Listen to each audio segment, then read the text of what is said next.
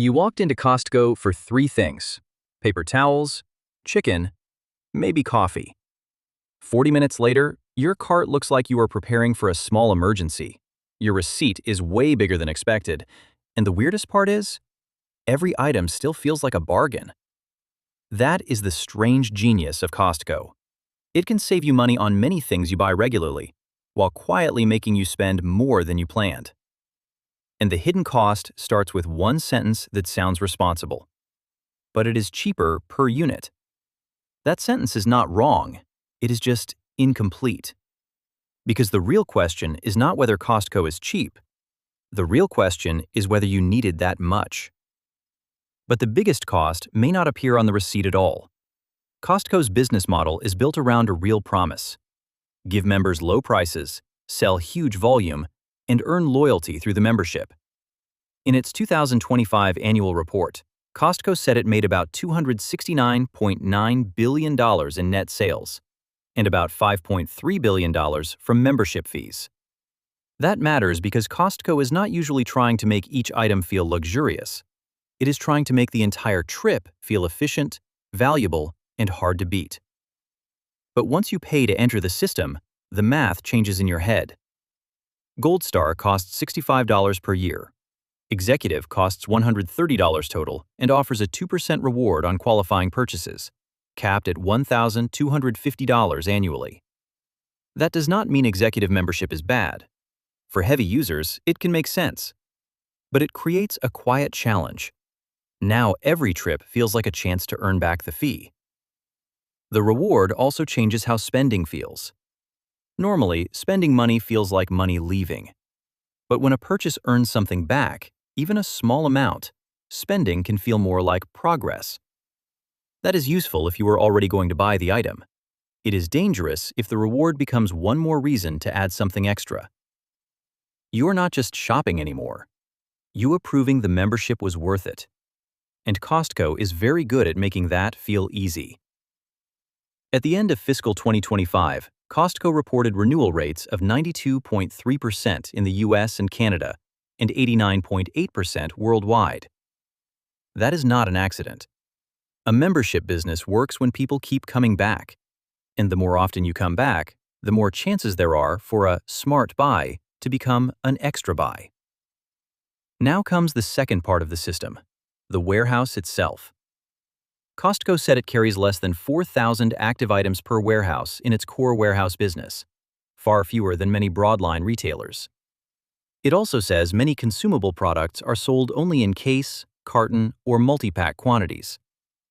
That limited selection is part of the efficiency. Fewer choices, bigger volumes, faster-moving products. But for the shopper, it changes the decision. At a normal store, you might ask, which one should I buy? At Costco, the question often becomes, can I justify this much?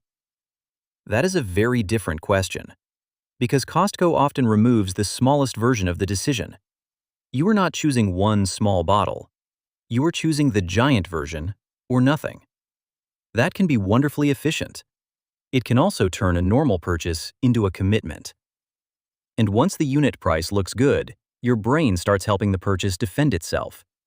The cart does not fill up because every item is overpriced. It fills up because every item has a defense attorney. The batteries are a better deal. The snacks will get eaten eventually. The giant olive oil is basically an investment. And then Costco adds something most stores wish they had more of: surprise. Costco literally describes part of the shopping experience as a treasure hunt atmosphere, where you never know what exclusive or one-time buy deal you might find from one visit to the next. That is fun. It also creates urgency, because when the item might not be there next time, waiting feels risky. This is where the trip stops being a checklist and starts becoming a search. You came for paper towels. Now you are evaluating a jacket, a blender, a giant snack box, and a seasonal item you did not know existed 10 minutes ago. And then there are samples. Not because a tiny bite of food forces anyone to buy anything, but because sampling lowers the risk of trying something new. Research on in-store sampling has found it can affect sales immediately and over time. At Costco, the sample is not just food, it is permission. You taste one bite, think, okay, that is actually good. And suddenly the question becomes, would my household eat an enormous amount of this? Sometimes yes. Sometimes absolutely not. But the biggest hidden cost is not always at checkout. It is what happens after the cart gets home. Costco-sized products need Costco-sized follow-through. If the product is shelf-stable, you have storage space, and you use it regularly, great. That is where bulk buying works. But if the product expires, gets forgotten, takes over your freezer, or makes you consume faster just because it is there, the bargain changes shape. Research reviews have found that larger portions and packages can lead people to consume more. And the FDA warns shoppers to be careful when buying in bulk, especially with items that have a limited shelf life. So the hidden cost is not only waste, it can be storage, it can be a bigger car trip, it can be cabinet space. It can be eating more of something simply because the giant bag is open. This is why Costco is such an interesting business story. The company does not need every item to have a huge markup. It needs members to believe the trip is worth repeating. And for many families, it is. If you buy the same staples again and again, have room to store them, and actually finish them, Costco can be a very rational place to shop. Paper goods, household basics, shelf-stable foods, items your household already burns through.